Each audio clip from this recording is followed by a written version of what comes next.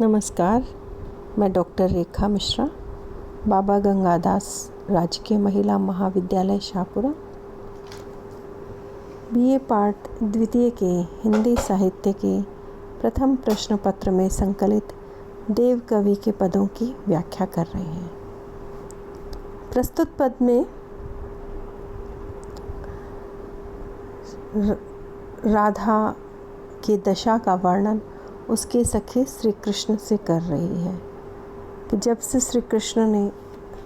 जब से राधा ने श्री कृष्ण के प्रति अनुराग दिखाया है और उसके बाद उसकी जैसी स्थिति हो गई है वह बहुत ही विचित्र स्थिति है। तो राधा की कोई सखी श्री कृष्ण से कहती है, जब ते कुंवर कान रावरी कला निधान, कान परी वाके कहूँ सुजस कहानी सी।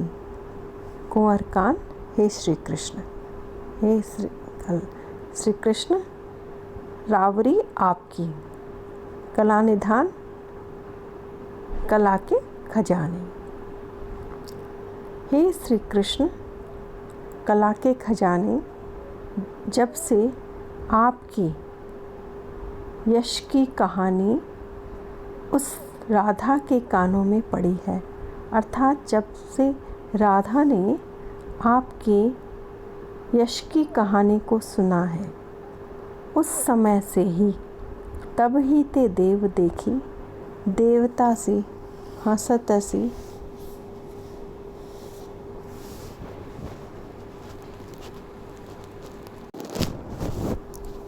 तब से ही वह राधा आपकी कहानी को सुन कर के देवता की जैसे कभी हंसती हुई सी, रीझती सी, खींचती सी, रूठती रिसाने सी, कभी रीझती हुई सी, कभी क्षुब्ध खींचना क्षुब्ध हुई सी, कभी रूठती हुई सी, कभी क्रोधित हुई सी प्रतीत होती है। यानी राधा की जो मनस्थिति है वह क्षण क्षण पल पल बदल रही है। कभी वह एक स्थिति में होती है लेकिन दूसरे ही पल में उसकी मनस्थिति बदल जाती है और वह अलग ही व्यवहार करने लगती है। ऐसी उसकी स्थिति से उसकी सखी बहुत ही परेशान हो रही है। छोही सी, छली सी, छीन लीनी सी, छक्की सी, छीन जक्की सी, टक्की सी लगी, थकी ठहराने सी। कभी वह राधा छोही सी यानी विचलित हुई सी, कभी ठगी हुई सी, जैसे ठग लिया गया हो उसकी भांति सी, छीन लीनी सी, जिसका सब कुछ छीन लिया गया हो ऐसी, छक्की सी यानी तृप्त हुई, कभी छक्की हुई सी यानी हारी हुई सी, तृप्त हुई सी, छीन जिसका सब कुछ छीन लिया गया हो ऐसी सी, जक्की सी यानी एक जैसी बात को बार बार रटते रहना, तो कभी सी वह रट पकड़ी हुई सी, टक्की सी लगी, कभी एक टक लगाई हुई सी, थकी हुई सी, ठहरानी, कभी कांपती हुई सी, बींधी सी, बंधी सी, विष बूढ़ती, विमोहित सी। कि कभी वह राधा ऐसा लगता है जैसे जिसे बींध दिया गया हो, या कभी ऐसे लगता है जैसे बांध दिया गया हो।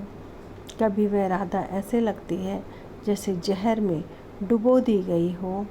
कभी वह राधा पूरी तरह से मोहित हुई सी लगती है, बैठी बाल बकती, पिलोकती बिकाने सी। कभी कभी वह राधा कुछ बोलती हुई सी, कभी कभी वह राधा एकटक देखती हुई सी, और कभी वह राधा जिसका सब कुछ बिक गया हो ऐसी प्रतीत होती है। यानी राधा की मनस्थिति पूरी तरह से उसके स्वयं के वश में नहीं है और उसको खुद को, राधा को ध्यान नहीं है कि उसकी हाव भाव, उसकी चेष्टाएं पल प्रतिपल बदलती जा रही हैं। और ऐसी उस राधा की स्थिति का वर्णन यहाँ उसकी सखी द्वारा या सखी के माध्यम से कवि ने व्यक्त किया है। प्रस्तुत पद में अनुप्रास, उपमा, उत्प्रेक्षा आदि अलंकारों का प्रयोग हुआ है। यहाँ मनहरण कवित्व छंद प्रयुक्त हुआ है।